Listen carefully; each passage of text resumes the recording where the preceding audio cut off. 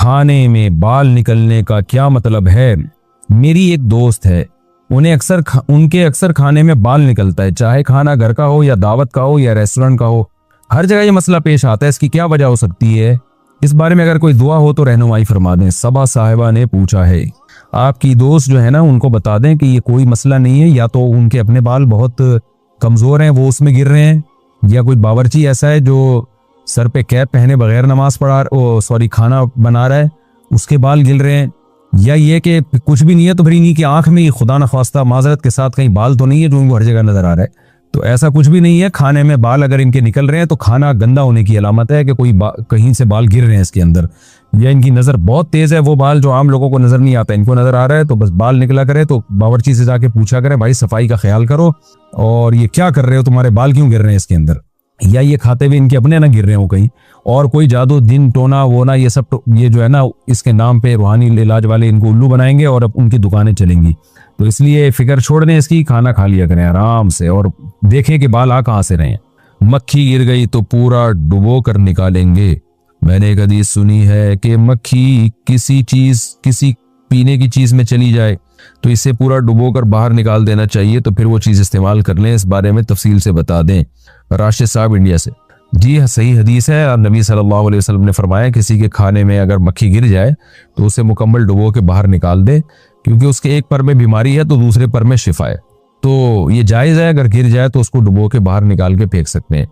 अब उसमें फिर उलमा ने बहस की है कि जिस्मानी शिफा है या मादी शिफा है, यानी रूहानी शिफा है या मादी शिफा है। बाज़ ने कहा इससे तकब्बुर ख़त्म करने के लिए कहा गया है, ये वल्लाहु आलम। अब ये तो क़यामत के दिन ही पता चलेगा।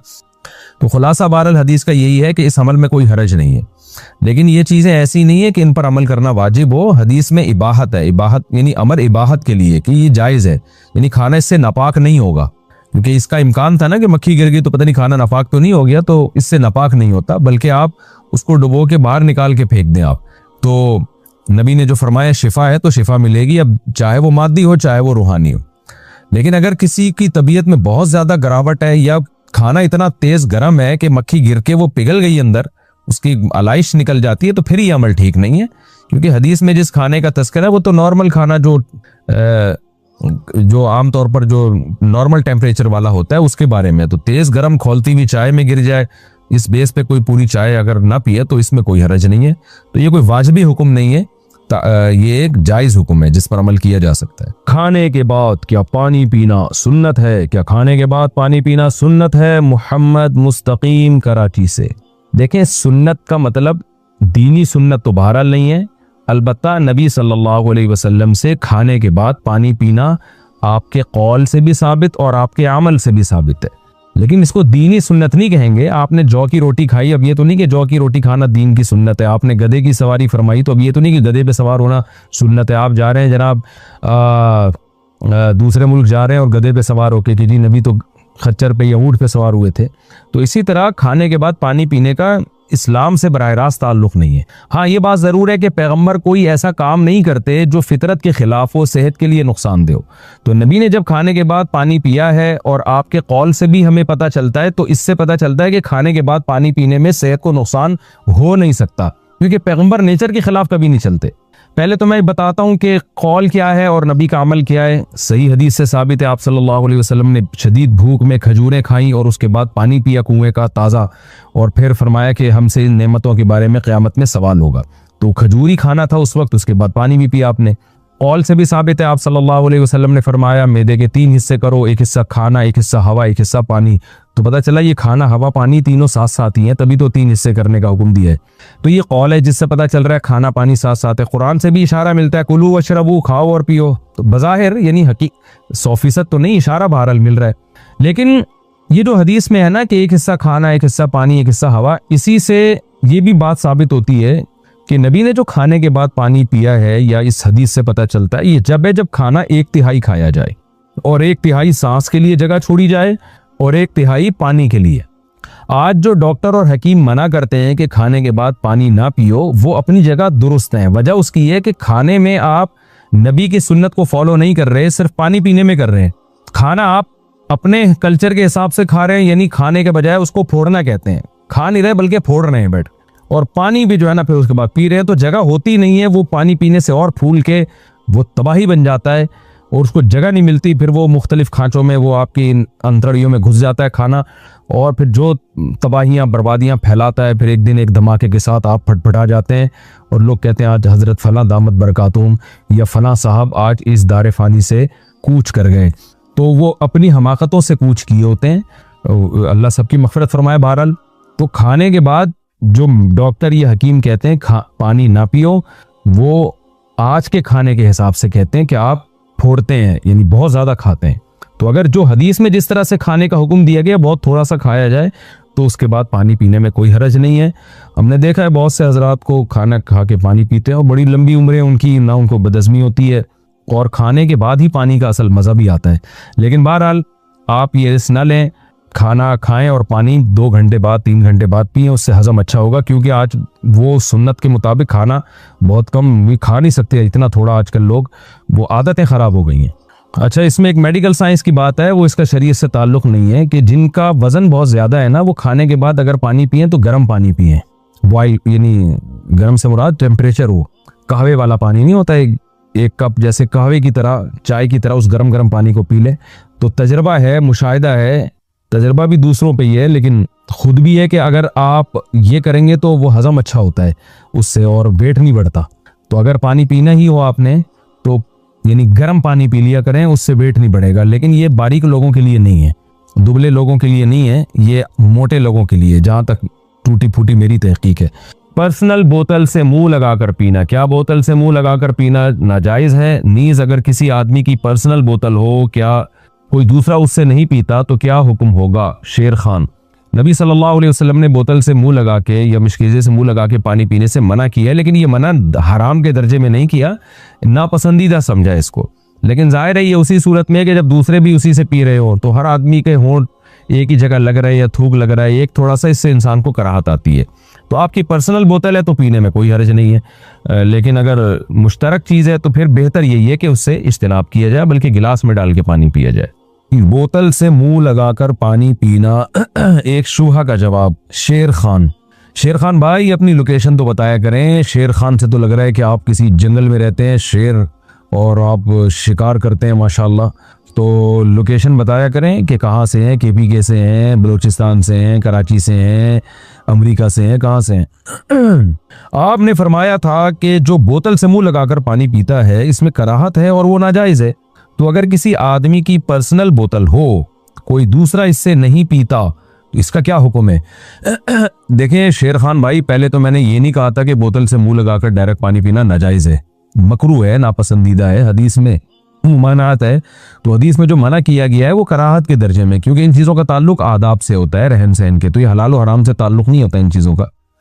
तो वो मना क्यों किया नबी सल्लल्लाहु अलैहि वसल्लम ने, यानी नापसंद क्यों किया?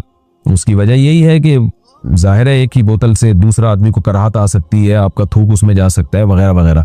तो अगर आपकी अपनी पर्सनल बोतल है तो फिर मेरा ख्याल है इसमें कोई कराहत नहीं होनी चाहिए, कोई दूसरा उसे इस्तेमाल नहीं कर रहा है तो ठीक है, जायज़ है, जायज़ वो भी है, लेकिन ये इसमें कराहत और कम हो जाएगी। तो कुदरत की तरफ से गरीब होना, कुदरत की तरफ से बीमार होना, इसमें अल्लाह की मदद होती है।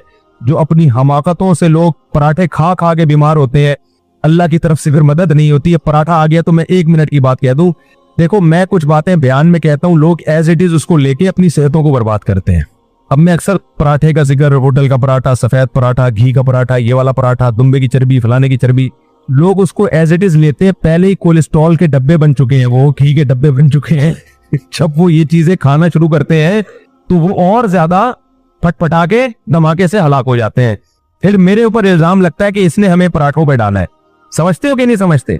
एक छोटी सी बात आपसे कर दूं ताकि पराठे और घी की चर्बी, आपकी दुम्बे की चर्बी समझ में आए आप। एक तो मैंने तो दुम्बे की चर्बी पे बयान किया है, उसमें मैंने वर्जिश का भी तस्करा किया है।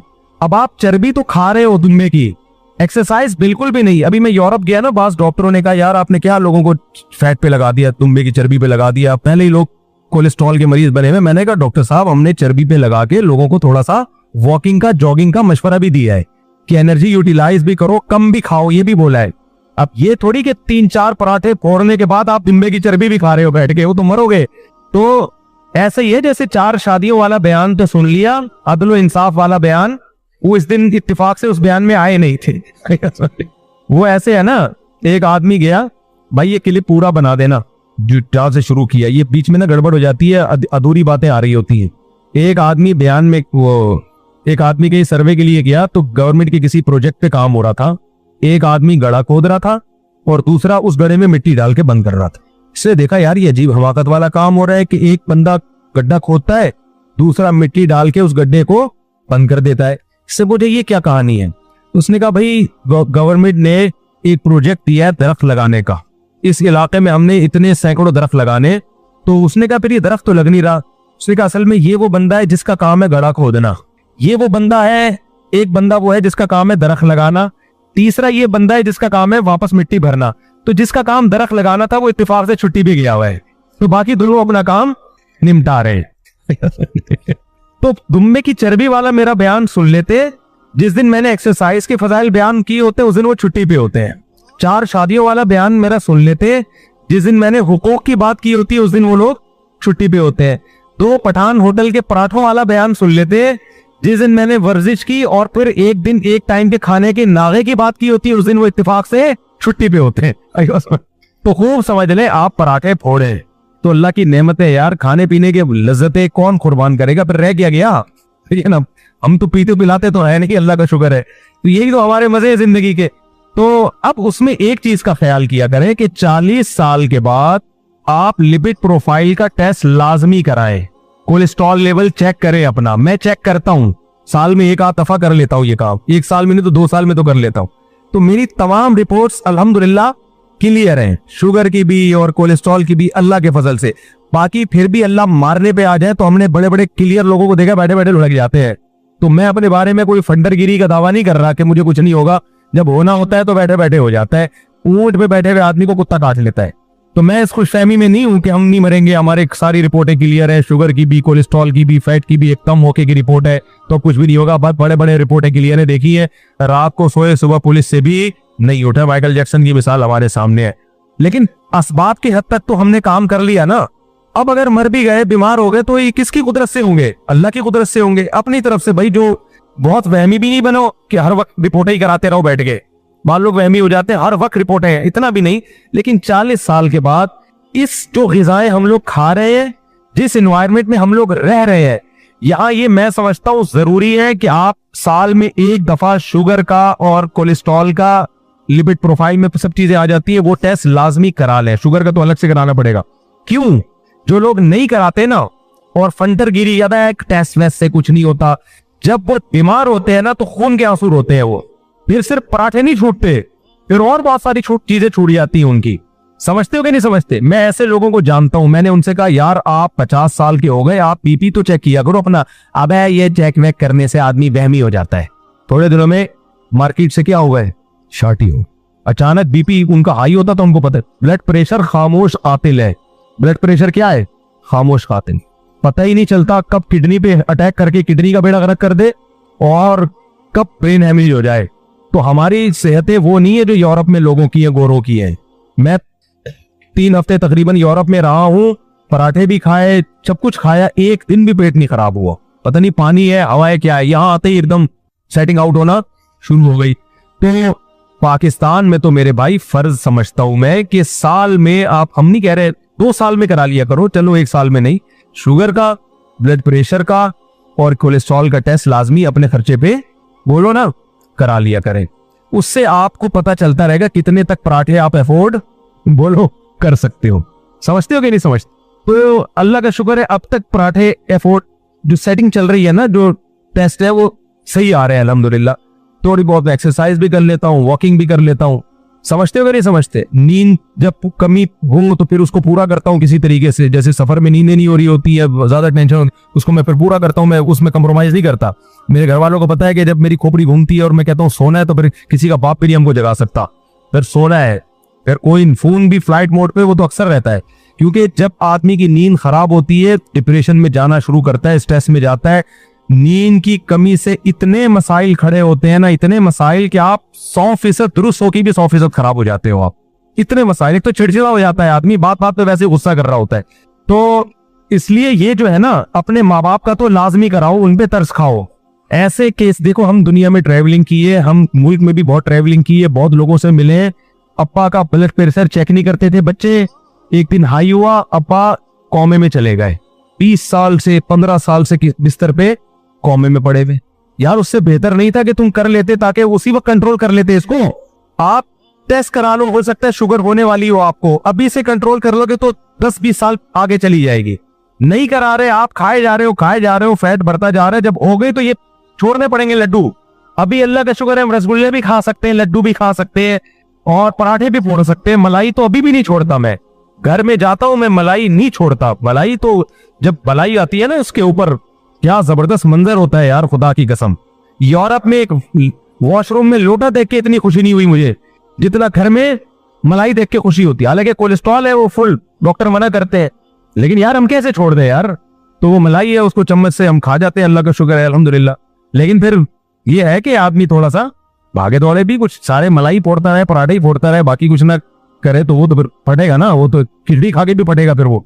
तो इसलिए फिर भी मैं कहता हूं, मैं कोई ये नहीं कह रहा कि बहुत कोई हमारी खानदानी सेहत है।